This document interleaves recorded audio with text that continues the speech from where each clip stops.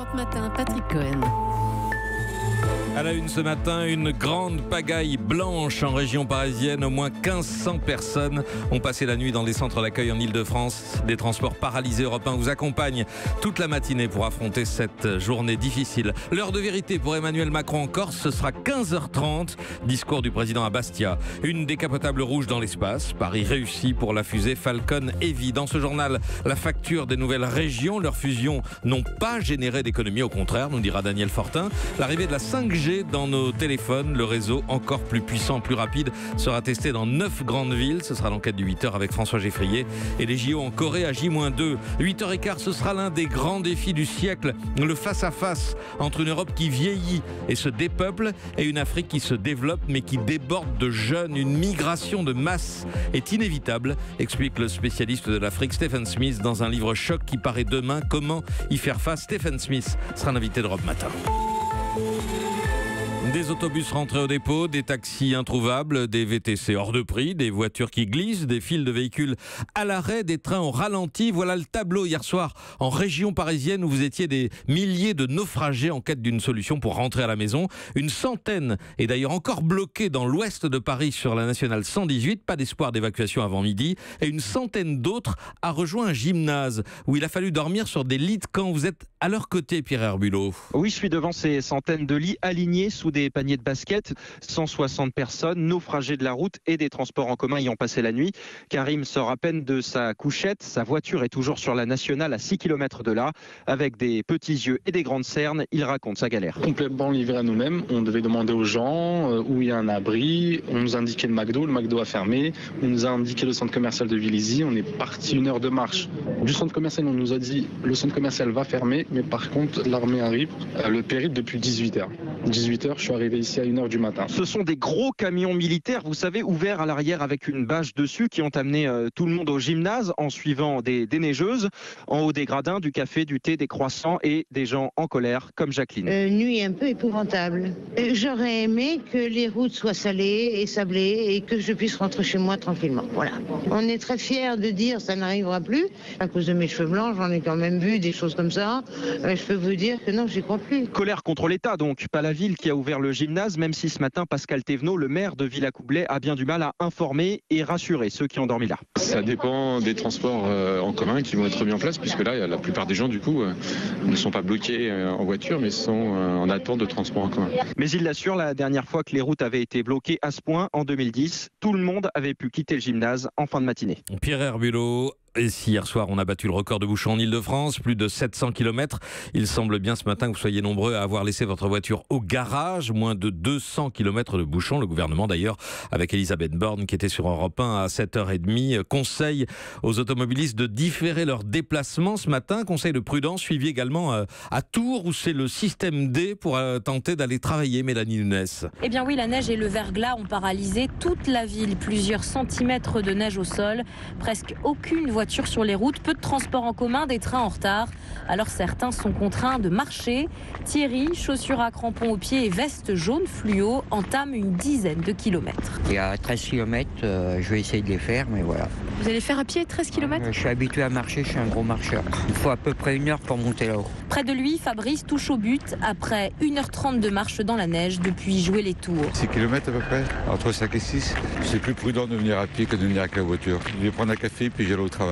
Mais beaucoup seront absents ce matin. Dominique tente désespérément de joindre les équipes de son café. Savoir si je vais avoir tout le personnel ce matin. Quelques-uns viennent en train, les autres en voiture, c'est pas certain. Comment vous allez faire tourner votre café sans tout votre personnel? Ça va tourner quand même, je pense, parce que les clients, il y en aura un peu moins forcément avec la neige. Yacine, livreur, conduit un 19 tonnes sur une couche épaisse de neige. C'est assez gros gabarit, ça a du poids, il faut faire attention sur les virages, aller doucement et faire attention encore une fois. Et pour les plus courageux, la prudence est de rigueur. Il vous est fortement déconseillé d'utiliser votre voiture. Mélanie Nunes à Tours pour Europe 1. Selon un décompte de l'AFP, 46 centres d'hébergement ont été ouverts en région parisienne la nuit dernière pour accueillir plus de 600 personnes. 700 autres ont été hébergés dans les gares de Montparnasse et Austerlitz. 230 à l'aéroport d'Orly où a priori le trafic aérien et normal fonctionne ce matin. Europe 1, 8h05. Mais que se sont-ils dit pendant 2 heures? La première journée corse d'Emmanuel Macron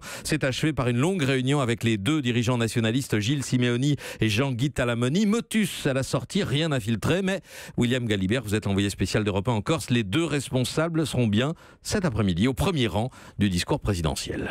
Oui, ce que l'on sait, c'est que Jean-Guy Talamoni et Gilles Simeoni ont prévu de venir écouter tout à l'heure le discours du président. C'était loin d'être acquis il y a encore quelques heures. C'est un élément de plus dans la grande partie de poker menteur qui se joue depuis des semaines entre les nationalistes et l'exécutif. Leur entretien à huis clos hier soir a été un modèle du genre. Poignée de main glaciale, visage fermé et départ sans passer par la case micro et caméra.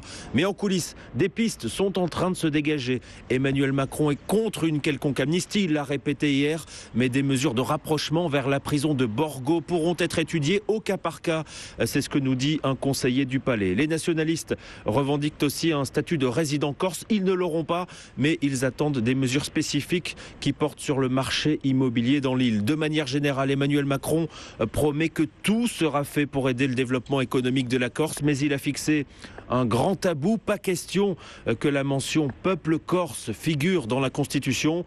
Ici, il n'y a qu'un seul peuple, rétorque sèchement l'Élysée, et c'est le peuple français. William Galibert en Corse pour Europe 1. La politique, c'est encore une ancienne ministre qui tourne la page. Nathalie Kosciusko-Morizet, qui avait été battue aux législatives en juin dernier à Paris, quitte la vie publique. NKM part s'installer à New York pour le groupe Capgemini et pour s'occuper de cybersécurité dans les entreprises. Elle devrait démissionner dans les prochains mois de son dernier mandat électif de conseillère de Paris. La défiscalisation des heures supplémentaires, ça devrait être pour 2020. Ce ne sera pas dans le prochain budget, mais dans le suivant, affirme Édouard Philippe, qui préfère parler de désocialisation, c'est-à-dire de suppression des cotisations employeurs et salariés sur les heures sup, comme l'avait promis Emmanuel Macron durant sa campagne. Et puis une journée d'action des fonctionnaires programmée le 22 mars, à l'appel de 7 syndicats, mais pas pour l'instant par la CFDT et l'UNSA. Les grandes régions, ça coûte cher, alors que ça devait être une source importante d'économie. C'est comme ça qu'on nous l'avait vendu, en tout cas, en 2015, Daniel Fortin. Mais la diminution du nombre de régions de 22 à 13 s'est traduite au contraire par de nouvelles dépenses. Oui, la facture est estimée par les collectivités à 40 millions d'euros en 2017. Alors, ça n'est pas une somme considérable, mais c'est une tendance. On est en tout cas très loin des 10 milliards d'euros d'économies que le gouvernement de François Hollande promettait en 2015 au moment de cette réforme territoriale. Qu'est-ce qui explique ce dérapage ? Eh bien, ce sont essentiellement les dépenses de personnel avec 2 phénomènes qui étaient prévisibles. C'est d'abord qu'en fusionnant les régions, il a fallu harmoniser les conditions de rémunération très disparates des 82 000 agents. Et comme toujours, en pareil cas, eh bien, cette harmonisation s'est faite par le haut. On s'est aligné sur le régime indemnitaire le plus favorable, d'où ce dérapage des coûts. Et puis, deuxième raison, c'est ce qu'on en appelle la normalisation du temps de travail. Dans certaines régions, les agents travaillaient 30% de moins que la durée légale de 1607 heures annuelles. Il a donc fallu supprimer des jours de congé pour revenir à ces durées légales. Et ça, les syndicats l'ont fait payer très cher. Ils ont obtenu des compensations financières qui pèsent aujourd'hui sur l'économie de cette réforme. Daniel Fortin des Échos, merci. La bourse reprend les couleurs, un rebond de 560 points pour le Dow Jones hier soir à Wall Street, plus 2,3%. Dans un instant, la suite, la Pologne à la dérive et l'enquête du 8h sur la prochaine arrivée de la 5G dans vos téléphones. Europe 1. 8h10, la suite du journal, Patrick Cohen. Bientôt la 5G dans nos téléphones. 9 villes françaises viennent d'être choisies pour servir de test aux opérateurs télécoms, notamment Lyon, Bordeaux, Nantes. Mais à quoi ça va servir ? C'est l'enquête du 8h. Bonjour François Geffrier. Bonjour Patrick, bonjour à tous. Alors mon petit doigt me dit que la 5G ira plus vite que la 4G. Oui, belle déduction en effet. On nous promet un débit 10 à 100 fois supérieur à la 4G. Navigation sur Internet vraiment instantanée, téléchargement d'un film haute définition en quelques dizaines de secondes.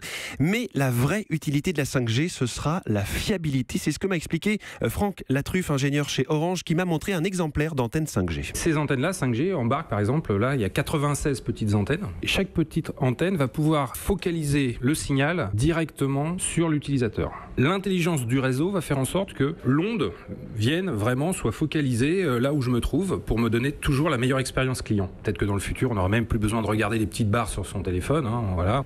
L'exemple ultime, c'est le stade. 80 000 personnes dans un stade, tout le monde veut envoyer sa vidéo du but. Ça demande plein de techno que la 5G embarquera. Et avec ça, votre portable ne va plus passer son temps à chercher du réseau et donc il économisera sa batterie. Elle pourra durer 10 ans sans perdre en efficacité. C'est ce que m'a dit Nokia.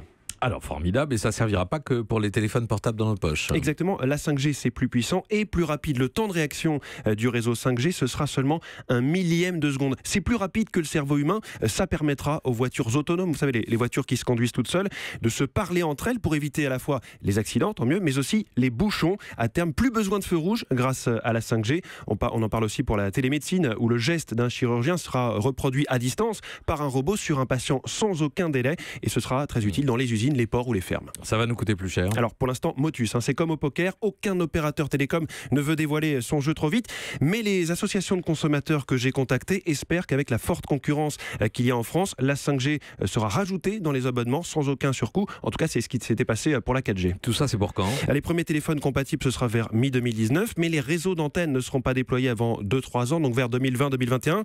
Il faut grimper sur chacun des 40 000 pylônes qu'ont déployé les opérateurs en France et y placer des émetteurs 5G tout neufs. François Geffrier pour l'enquête de 8h, merci. L'actualité à l'étranger, c'est encore la Syrie. De nouvelles frappes de l'armée de l'air du régime contre l'enclave rebelle de la Ghouta orientale. Au moins 70 morts hier, dont 18 enfants. On va y revenir dans la revue de presse de Marion Lagardère à 8h30. En Pologne, désormais 3 ans de prison pour celui qui accuserait la nation ou l'État de participation au crime nazi. La loi très controversée vient d'être signée par le président polonais. C'est aussi Jean-Sébastien Soldaini, l'expression d'un ultranationalisme assumé. Le président polonais appelle cela la stratégie de politique historique. Réécrire le passé pour ne laisser que l'image d'un pays héroïque, victime à la fois de l'armée soviétique et des nazis. Le texte devait au départ bannir une seule expression, celle de camp de la mort polonais. Mais le gouvernement a ajouté une peine de 3 ans de prison. Avec ça, Audrey Kiszlewski, spécialiste de la Pologne, constate que le pouvoir s'inscrit dans une logique plus large. Il s'agit d'apporter des gages à la frange de son électorat la plus radicale, la plus nationaliste, la plus catholique, la plus extrême. Les Juifs sont, pour ces gens-là, comme un corps étranger. Voilà, cet antisémitisme sous-jacent réémerge et cette loi en est l'expression. Et cette initiative n'est pas une première. Depuis plusieurs mois, le pouvoir cherche à réhabiliter ce que les Polonais appellent les soldats maudits, une milice des années 50 qui s'en prenait régulièrement aux Juifs rescapés de la Shoah. Ils sont aujourd'hui considérés comme des héros, au contraire d'autres figures de l'histoire polonaise, Lech Walesa en tête, dont le rôle au sein du syndicat Solidarność est soigneusement amoindri dans les manuels d'histoire. Jean-Sébastien Soldaini. Et puis les États-Unis de Trump auront leur défilé militaire façon 14 juillet. Le président américain, qui avait été impressionné l'été dernier par la vue des Champs-Élysées, a donné des consignes pour un projet similaire à Washington pour le 4 juillet. Les JO d'hiver à J-2, la délégation française vient de s'installer à Pyeongchang. Reportage sur place, Cyril de la Morinerie. Après 24 heures d'avion et 3 heures de car, le skieur nordique Antoine Javard, saisi par le froid, tire à toute vitesse ses 2 valises. Direction le logement des Bleus, un immeuble flambant neuf de 15 étages. Ça fait un peu bizarre ces tours là, mais ça va faire du bien de se poser, de prendre une douche et de se mettre dans le lit. Bon, faut pas dormir tout de suite, attendre ce soir pour dormir quand même, mais on est au JO, c'est cool. À l'intérieur, des chambres sans télé, restrictions budgétaires obligent. Au 7e étage, c'est l'infirmerie avec plusieurs tables de massage et 7 piscines gonflables remplies d'eau froide pour des séances de cryothérapie. Alors pour se réchauffer, direction la galerie marchande avec sa supérette, son coiffeur, la poste. Il y a aussi des concerts de musique coréenne. Le restaurant est lui installé dans un gymnase, un self ouvert 24 heures sur 24. Dehors, il y a aussi des parades pour accueillir les athlètes. Les Bleus emmitouflés dans leur anorak ont pu entendre la Marseillaise. Un avant-goût de la cérémonie d'ouverture prévue vendredi. Pyeongchang, Cyril de la Morinerie, Europe 1.